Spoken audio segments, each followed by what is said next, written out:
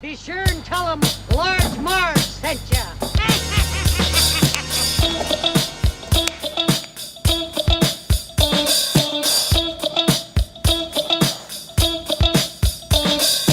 In the 90s, we were just teeny tykes. We rented movies and our bikes. We wanted to be DJs, but we were just teeny gals. So we went off to college and we remained as pals. 20 years later, we're still watching flicks and we're bringing you the favorite bit by bit. Sweetie and Sweetie are here to say it's the Large Marge Santos podcast.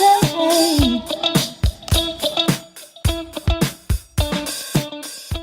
Behind this door is the Video Zone, a place between our world and the video dimension. Waiting to challenge you for control of the Video Zone is one of the game wizards. Is it Murloc, Scorsha, or Mongo? These two teams will compete for the right to enter the Video Zone and face that game wizard's challenge. Who will it be? Find out today on Nick Arcade! Here's your host, a guy who once thought that a pop quiz was a test on soft drinks, Bill Moore! Hey guys, welcome to the Large Marge Santos podcast, your favorite podcast where two sweetie sisters talk about their favorite flicks and sometimes game shows from their childhood. I'm Sweetie. And I'm Sweetie. And today we've got a bonus episode for you about the classic Nickelodeon arcade game show, Nick Arcade. That didn't spell it out. I don't know what did. Nick Arcade, everybody. Remember Nick Arcade? So like circa early 90s, hosted by Phil Moore, who at the time, believe it or not, was the only African-American host on television. Very cool, Phil. Very cool. Good job, Phil. Props to you, buddy. Everyone who was in the 90s who had Nickelodeon remembers this game. Everybody wanted to be on this game show. We played video games, so obviously we wanted to be on it. I don't know if people who didn't play video games wanted to be on it, but it just was such a cool concept. Yeah. Very ahead of its time. Very cool. So, so the concept was, you got two teams, right? You got the red team, you got the yellow team.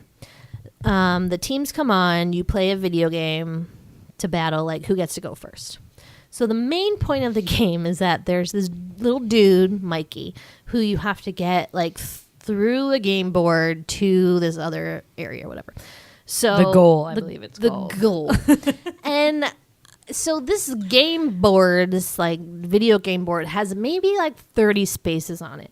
At most, they have time to get to like 5.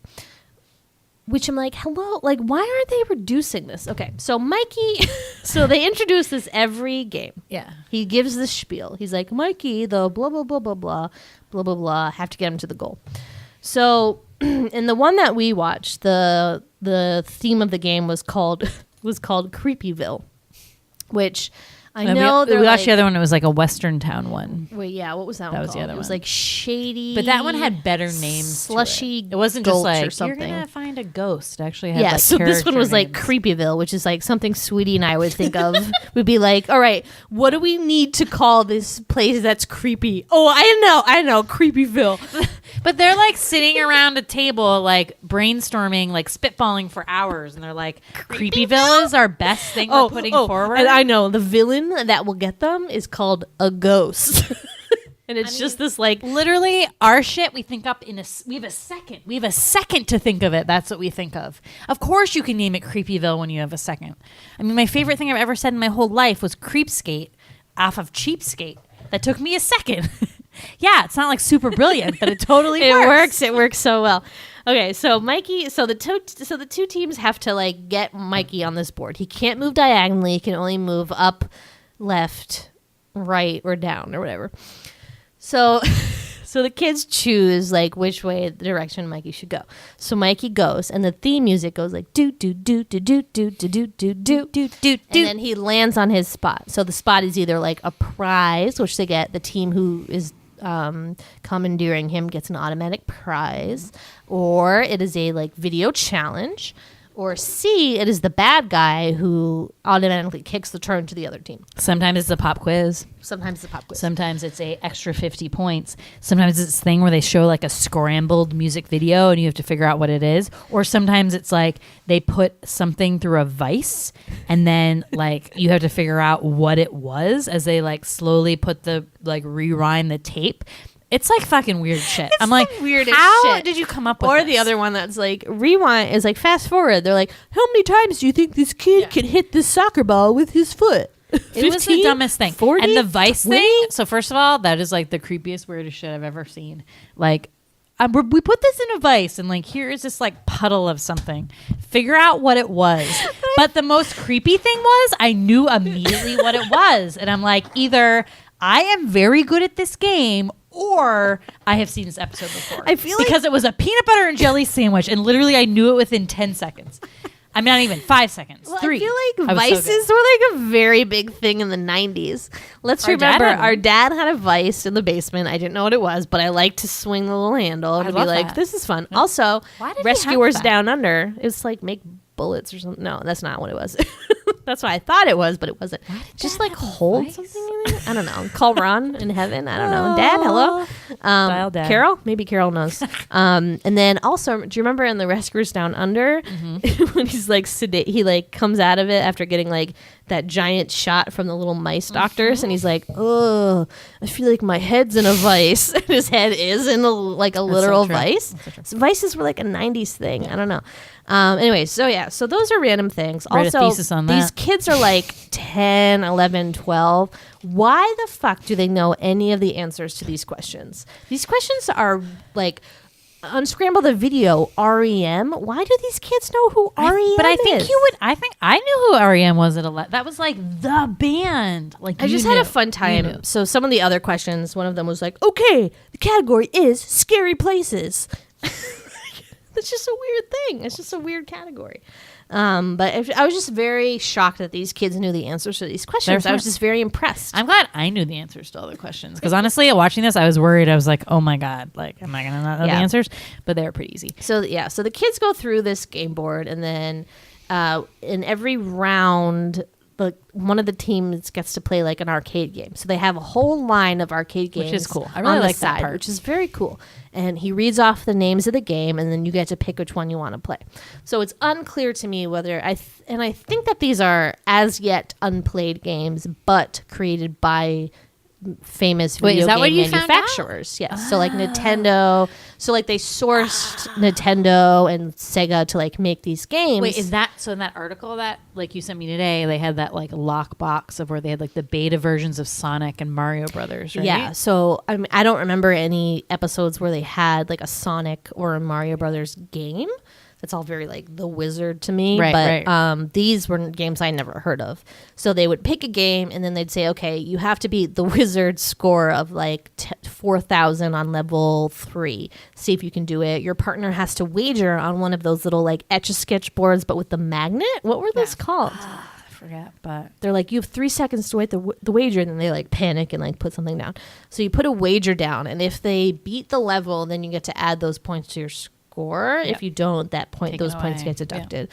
So it's putting a lot of pressure on these kids to A, know math, and B, like be nice to this person you've really never met before. well, just like you said, it's like, and it's just like The Wizard because it's a game you've never seen. So like, you know, you're a really good video gamer, I would say, and like you and once you do get to play a lot of video games, you obviously get like a feel for them and a knack. So it doesn't matter. Just like in The Wizard, the Jimmy kid was just like knew how to play video games, and knew how that stuff worked and how to get points and how to whatever. So if you have that knack, like no matter what game you play, you know how to like get points and move stuff forward. So that's like, but that's not necessarily like who these kids were. They were not Jimmy from The Wizard. I will tell you that. No, and I think they just wanted to be on a game show, to be honest. And also, I feel like they just never gave the kid enough fucking time. No, The and they time was, always like- died, and then the restart to get them to start over to maybe start getting more points took 10 seconds out of their fucking Which time.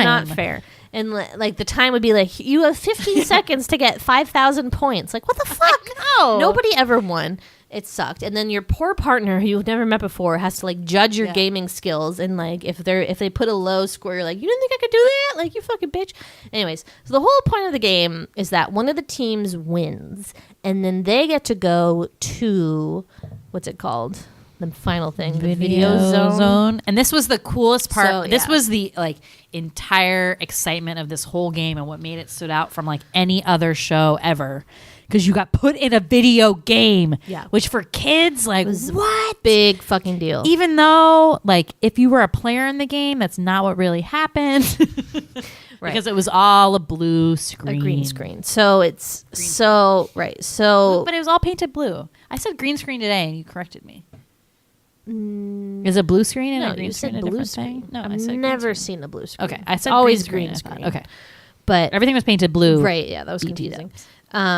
So this was made in the late 80s, early 90s, I guess. But the technology was like well ahead of its time. Yeah.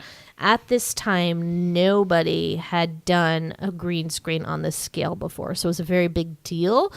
But obviously you didn't know that, like, as a kid of the 90s. You were like, this is cool, I want to be on it. Yeah. So there was graphics, like it was a video game, but they were able to like put in real people into them and move around. They would move around and like touch things, and then when they touched a coin, it would register that they got it or whatever. Because there were things in like the real world.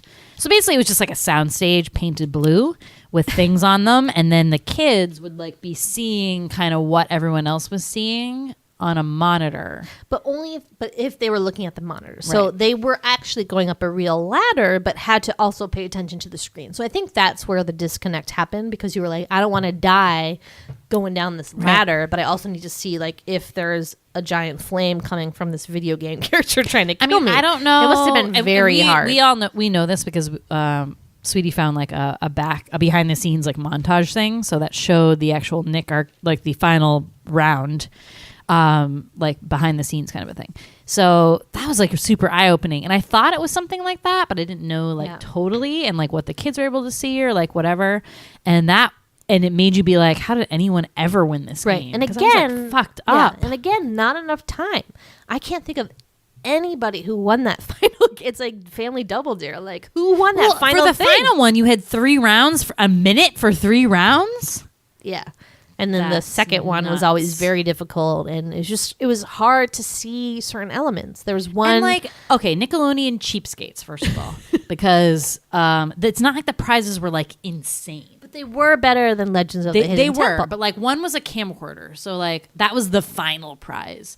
So That's pretty like cool. It was that hard to get to the camcorder part. Yeah. I don't know. So some of the other prizes, so they give prizes throughout the game, which is nice. Yeah, and everyone, like, I feel like they get a lot of prizes. Yes. So if you land on a prize spot, you get a prize. So some of the prizes you would get if you landed on a prize spot were like more electronic games. So they were fond of giving away like electronic basketball game or whatever, which is like cool, I guess. Basketball But is like cool whatever. without electronics. A Duncan yo-yo, which was a huge deal. That was the lame prize. in the 90s. That was a big deal. That was the consolation Yes. prize for the a losers. Duncan yo-yo and nerds. Which it doesn't say how many nerds you get. If I was on a fucking game show, okay, I know I've mentioned this many times, but I was on Jeopardy. Watch it September 28th. Hey, and I walked away. So like the bottom prize you get for Jeopardy is $1,000, right? If I walked away from Jeopardy with a fucking box of nerds, I would slit somebody's throat. Like, what is wrong we don't even know if they got a box. They could have got like one nerd thing of nerds. Like, not even to be like a pack of 6. Like, if it's a lifetime supply, fine.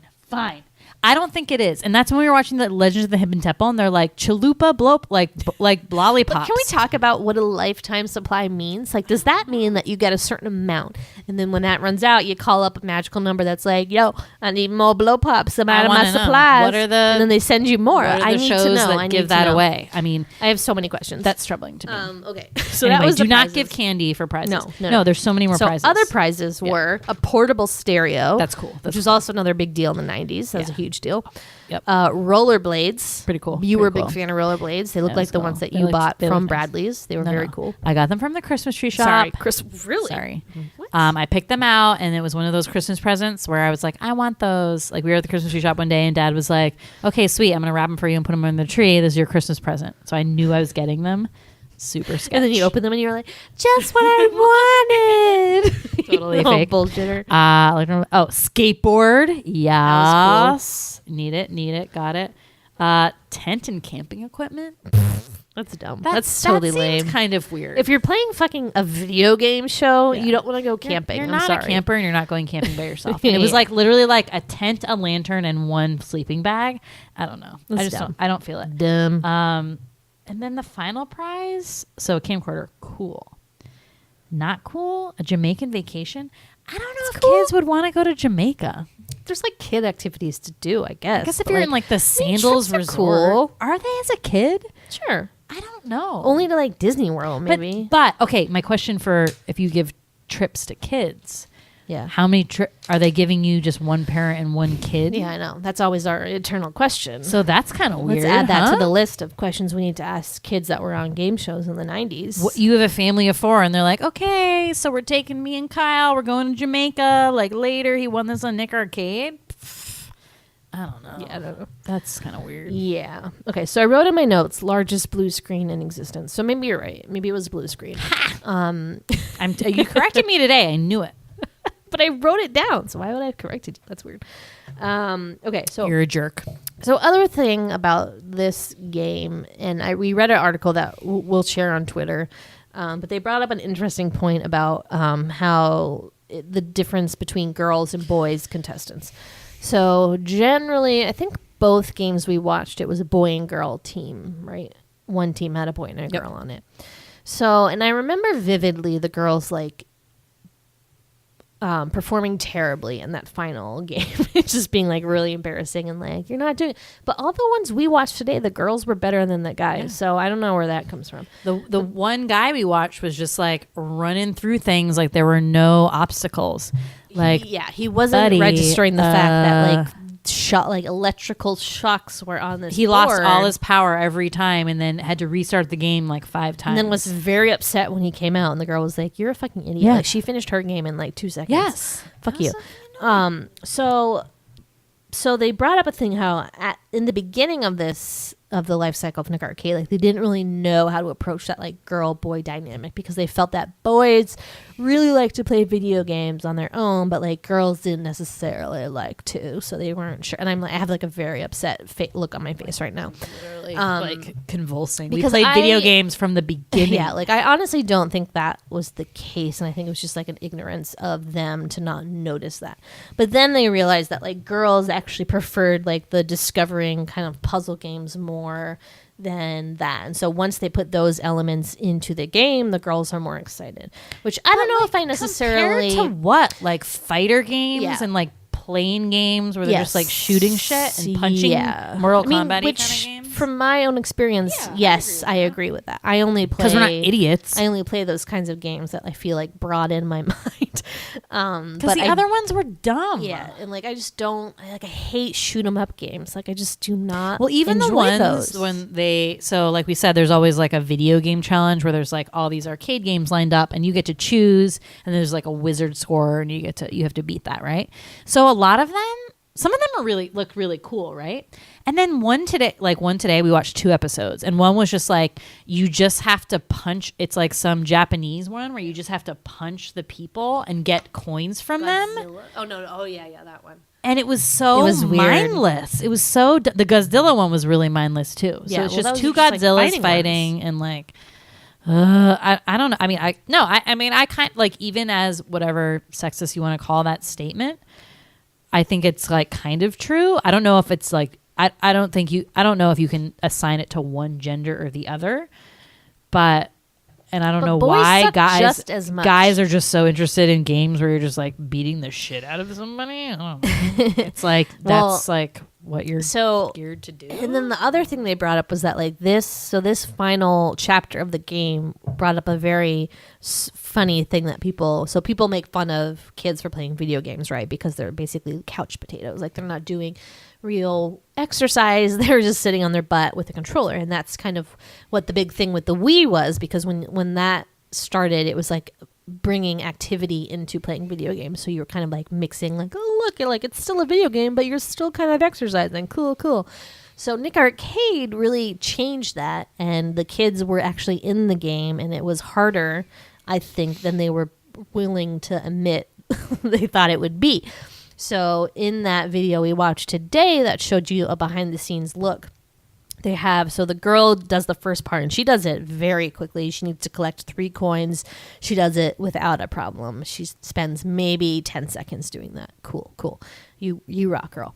So then the boy goes, and he has to do the one that's like the snowball fight, where you get like a bag of snowballs from an igloo, which is like just a box in the ground, like behind the scenes, real time. This is what it looked like, but on the screen it looked like an igloo, but it was really just like a thing that you grabbed with like 3 snowballs in it, and he has to throw those snowballs actually at an actual target. So yes, that is very hard, and I understand his frustration in that part, but I just thought it was funny that like he was really not preparing for that level of physical activity. And after he like loses horribly, he can't hit any elves, which is what the goal of that game is. And at the end, Phil Moore has to be like, "Good job, guys, you did a really good job." And that kid has like angry tears in his eyes, and it's so upsetting. But it was just hard. Like, I really, like, that last game was so hard. And kids just did not know what it was going to be like, and they're just not prepared. And you just, like, wouldn't know. But it's just interesting that, like what video games, like, the place that video games, like, held for people, and, like, and why this was so cool, I think, because, like, we were in the trenches of, when we did The Wizard. Check out our Wizard episode, guys. Woo! It was one of the like second month we ever were podcasting. Oh my God, pretty cool. And babies. Savage September, all about Fred Savage. Love it. That's a really cool movie if you haven't watched it, by the way. But we always, so in that episode we talked about our love for Nintendo, and we were real Nintendo kids. So that's like really all the video games we knew. We didn't go to arcades. We didn't know any arcade games at all. We didn't really know any system games. So we were really in like a Nintendo bubble, still are, really. Have never shifted from that. And I've wondered like if that is common for if you grew up as a Nintendo kid. I don't think so. All the guys I knew who grew up as Nintendo kids have branched out to do all the more like... They know. I think the common opinion is that like Nintendo is like the lowest of the low. And I'm like, whatever, you guys. Whatever, I'm still going to play. I don't care. The other ones are too confusing. There's too many buttons on this controllers. I can't keep up with that. Like, I just need my Nintendo. Whatever. I don't like. It's too complicated. I like all that stuff. Like I'm babysitting now currently. Woo, extra money. The 6-year-old, and she is. So it's not. I think her mom has Xbox, but cool mom. But she has an iPad, and she was like, we were eating dinner, and she's wanted to play all these video games. So we're like playing all this shit. So we're playing like Ninjago, and this like one with a cat and stuff like that. And she's like, it's an iPad, so I'm like not really sure how to like do the controls, and I've never played a video game on an iPad.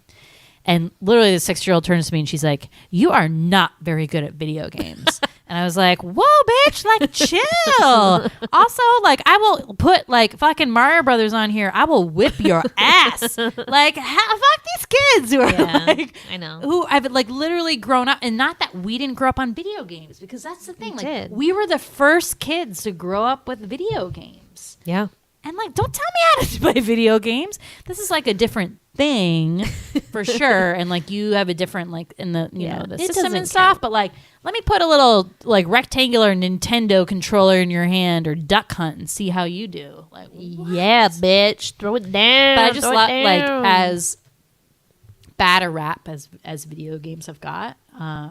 I have really enjoyed them, and I don't think that has any influence on anything you do as you progress as an adult. The only bad rap it's gotten is from you telling me that I shouldn't play as many. I don't know what you're talking about. Like, you're the one that's still read books. You're always the one that's on my case. I'm cool, but I'm serious that video games really helped me be a better problem solver. Like in my real life, like I just feel like my brain works a different way because I've played those games all my life. Like I've played Zelda my whole life, and I like love that aspect of problem solving, and it's really helped me. So like, yes, I love those games. Do not like shoot 'em up games, whatever, to each his own.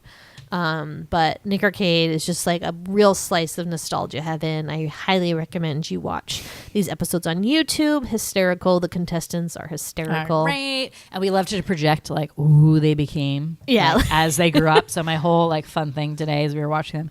I actually watched them at work, which was pretty entertaining as I had a slow day today. And I was like, Nick is totally a bald CEO. He has like some hot wife, but he's like super overweight because it was like this like short, I mean, he was regular height, but like this kind of overweight kid with like actually really nice hair, but the most unfortunate like mom genes. And this just like, he was really good at video games. He really was. Which they always put kids But in genes in these game shows. All the kids were in these unfortunate mom genes. And we couldn't figure out if they like told them like, hey kids, like wear jeans, or like, hey kids, we're going to dress you in these like Levi's jeans that fit you very strangely. Couldn't figure it out. And it's the same thing like Legend of the Hidden Temple. The earlier seasons they had to wear jeans too, and it just blew my mind. Like, you don't wear jeans when you're doing athletic activities.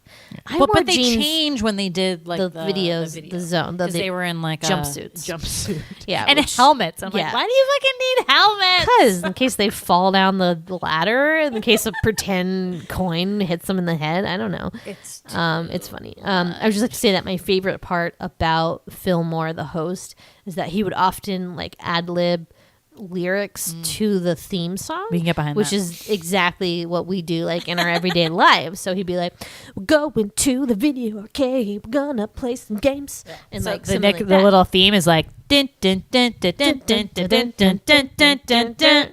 That's the Nick Arcade little like theme song.